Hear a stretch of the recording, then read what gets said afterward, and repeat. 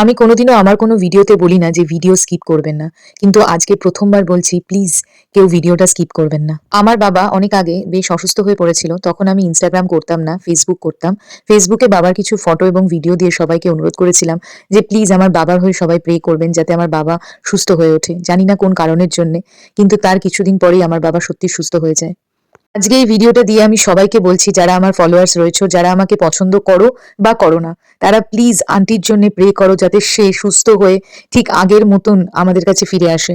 অনেক দিন ধরে আন্টি প্রচন্ড অসুস্থ এবং খুব খুব প্রবলেমে রয়েছে। সবাই প্লিজ একটু প্রে করো যাতে আন্টি আবার ঠিক আগের মতন যেভাবে আমরা ঘুরতাম বেরোতাম ঠিক ওই রকম পর্যায়ে যাতে আন্টি আবার ফিরে আসে। আপনারা সবাই জানেন যে আমি ইন্ডিয়াতে গেছিলাম এবং আন্টির সাথে প্রচুর ঘুরেছি। তো এটা একটা ভিডিও যেটা এখনো অবধি ছাড়া হয়নি। কিন্তু তারপরেই সরস্বতী পুজোর দিন থেকে আন্টি হঠাৎ করে প্রচন্ড অসুস্থ হয়ে পড়ে এবং তারপরের থেকেই আন্টি অনেক লড়াই করছে। আপনারা সবাই একটু প্রে করুন যেন ওনার লড়াইটা সফল হয়। এই ফোনের গ্যালারির মতন যদি আমার ক্ষমতা থাকতো হয়তো এই মুহূর্তটাকে আমি কোনোদিনও ডিলিট করতাম না।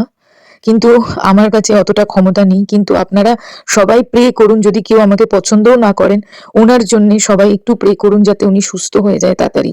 আর ঠিক এইভাবেই আমাদের কাছে ফিরে আসে আবার।